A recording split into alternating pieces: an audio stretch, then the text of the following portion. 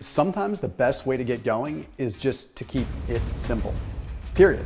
Okay, I have plenty of complex videos, but this video is going to contain 7 very simple tips for getting started with intermittent fasting. You can go into my 45-minute videos that break a lot of things down, but if you just want to hit the ground running, then this video is for you. Let's break it down. The first thing, if you're getting started with intermittent fasting, a nice tip that's going to help you out, your last meal of the day should be rich in soluble fiber. Okay, this is going to do a number of things, but number 1, it's going to keep you satiated. So as you're getting started with fasting, you're going to be hungry. You're adapting to it. So if you have a digestive response that is sending a signal that you still have food in the digestive system, it's going to cut off some of the hunger signals. So metabolically, your cells are still going through the changes that are occurring with fasting and the adaptation is occurring, but digestively and mentally, you're not nearly as hungry. Fenugreek extract or fenugreek powder in the way of like just a tablespoon is very, very good. Just adding a tablespoon of that because it's something called galactomannan fiber, which holds an exceptional amount of water. So it draws a lot of water in and that can keep you satiated. Additionally, something called like shirataki noodles or miracle noodles, those are going to be what is called a glucomannan fiber. Not quite as intense as a fenugreek, but it's easier to get your hands on in simple circumstances. Most grocery stores have those clear, 0-calorie shirataki konjac root noodles, right? Interesting study that was published in the American Journal of Clinical Nutrition had showed that just 3 grams a day of glucomannan fiber tremendously improved the amount of fat loss in individuals over a couple of months. That's pretty interesting just by adding that into the equation. So soluble fiber is also going to help send better signals once they get converted and broken down into short chain fatty acids. So it's going to help the ketone signaling to hopefully get you fat adapted that much faster. It's just a big win. Next up is going to be a particular sequence. If you learn this sequence of just how you have your caffeine, it's going to help you out. Start your day with coffee, black coffee. It does not break a fast. Just you can add stevia, you can add a sweetener that doesn't have calories, okay? Coffee first, then move to green tea.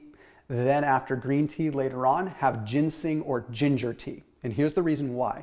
The coffee is going to help mobilize fatty acids, okay? It mobilizes fat from the fat tissue into the bloodstream.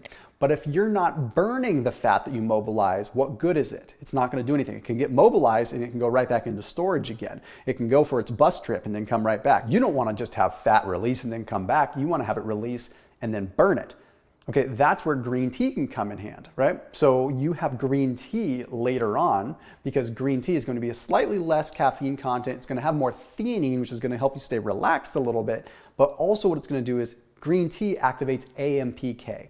Long story short, AMPK is like an energy sensor, and when it's elevated, your body thinks you're deeper in a fast. Okay, so here's what you've done. You've mobilized fat. Now you're later on signaling that the body is in more of a fast, which means it's going to burn more of that fat you've mobilized. Then later on in the day, you don't want to be loading up with caffeine, but you still want to consume something that's beneficial. So switch to either a ginseng tea, which is going to get you energy in a different way, or a ginger tea that doesn't have any sweetener or anything that can help induce autophagy and help that fat adaptation process. So coffee, green tea, herbal tea, or ginger tea. The third tip is going to be utilizing a good electrolyte, okay? Salt is not going to break a fast.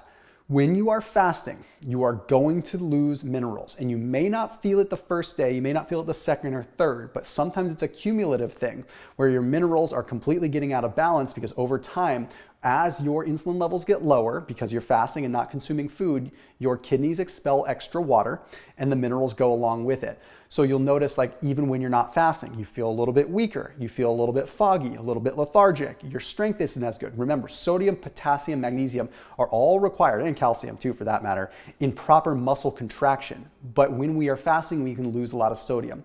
But another thing that makes it easier during a fast anyway is consuming an electrolyte that tastes good anyway. I recommend LMNT, Element Electrolyte. There is a link down below for you to try a sample pack of them if you want to try it out. You only pay for shipping, so you're not having to buy a bunch of it. That way you can get like 8 sticks of it and try the different flavors. 1,000 milligrams of sodium, 200 milligrams of potassium, and then 60 milligrams magnesium, a nice ratio while you are fasting. So there is a link down below. You can check them out. Again, you're only paying a few bucks for shipping, so you get to try it for free. And they're a big supporter in this channel, which is why we have that deal going on this channel and on this video. So check them out down below, and big thank you to Element for the support to my viewers as well. Number 4, when in doubt, 5 calories or more breaks a fast. End of story. Coffee has about 5 calories. You're fine, okay? Start going above that, it's gonna break a fast. Just, you're fine. The electrolytes have about 5 calories sometimes when you have like flavors or anything like that. But a lot of times you can also use unflavored too that have no calories. 5 calories, that's your cutoff. Number 5 is work up your intermittent fasting lengths 30 minutes at a time. Why 30 minutes and not like an hour? Because these intervals happen at small increments. These adaptations occur in small increments rather. So let's say you're starting out with a 14-hour fast. Next week, do 14:30. Next week, do 15, then do 15:30, then 16. A 1-hour jump is a lot once you are deep in a fasted state, and it can actually backfire if you're not adjusted to it. One of the things that can happen as per the American Journal of Physiology and Endocrinology is that when you are, in this particular case, in this study, it was obese people, but essentially if you're overweight and you're embarking on fasting, you can find that you don't get fat adapted very easily, which means that your body's gonna have a very difficult time adapting to utilizing the stored body fat on your body, okay? So they've found in the study that like higher fat consumption, and in this case, we're talking about higher fat consumption, but it's the same thing applies with fasting because you would be using fat, doesn't always activate PPAR because pyruvate dehydrogenase complexes are still elevated. So this means that the body is trying to run on carbs even when you're not giving it carbs, which can lead to a very unpleasant experience during a fast. So by implementing these 30-minute increases, you allow your body the opportunity to develop the mitochondrial machinery, and you're not overstepping. So you're not basically starving off some of these cells that are normally looking for glucose by quickly jumping over to fat when you can't really use fat yet. So 30-minute increments will make a big, big difference. And you only have to do that, 30 minutes each week till you get to the point where you feel comfortable with a longer fast at like 18, 19, 20 hours. Number 6 is going to be one that I talk about all the time. Breaking your fast with lean, clean protein. Okay, when in doubt, it's just that simple. Break your fast with lean protein.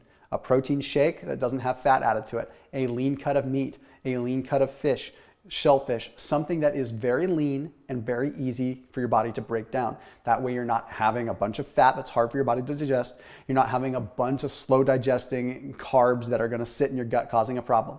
If you are not doing low carb, you are okay to have a small amount of fructose and glucose. What that would mean is a little bit of fruit, a little bit of starch, up to maybe 20 grams of carbohydrates, but even still, it's not needed. I would say a pea protein shake, or if you really don't like pea protein, you could go with a whey protein shake. Simple, easy, plus it can actually continue the fat burning effect because it can adjust the insulin to glucagon ratio, which is more complex for a different day. Next up, only fast 2 to 3 days per week when you start. The journal Obesity had published a study showed that in 3 months of a 25% caloric deficit, there was an 8 to 10% decrease in the resting metabolic rate, meaning metabolism decreased. Okay, even when calories went back up to normal and weight increased, their metabolism was still down that same 8 to 10%. And what I mean by this is if you fast a whole lot, you end up just putting yourself in a caloric restriction phase. You're not getting like this acute stressor. Fasting should always be the anomaly, a shock to your system that allows you to burn some extra fat. Once it becomes so consistent, especially when you set the bar high at the beginning by doing it all the time, you're just going to be in caloric restriction mode, which means that you're going to slow down your metabolism and it's going to take more and more and more aggressive fasting. You want to keep it controlled. There's a study that was published in the American Journal of Clinical Nutrition that showed when fasting was practiced sensibly, like 2 to 3 times per week with maybe longer fasts, there was actually an increase in resting metabolic rate. So they found in this particular study that the first 3 days of a 4-day fast, not suggesting you do that, resting metabolic rate increased for 3 full days on top of each other. What that shows is that when fasting is an anomaly, you actually get an increase in resting metabolic rate. So let it be the anomaly. Don't let it become the norm. Let it be the anomaly. It would be much more worth it to do one slightly longer fast that gets you an exponential benefit in terms of how much fat you burn and resting metabolic rate increase that one time per week than it would be to get a mediocre one or drop in resting metabolic rate 3 or 4 or 5 times a week by fasting too much. You literally get more bang for the buck by just fasting less frequently, and it just makes more sense.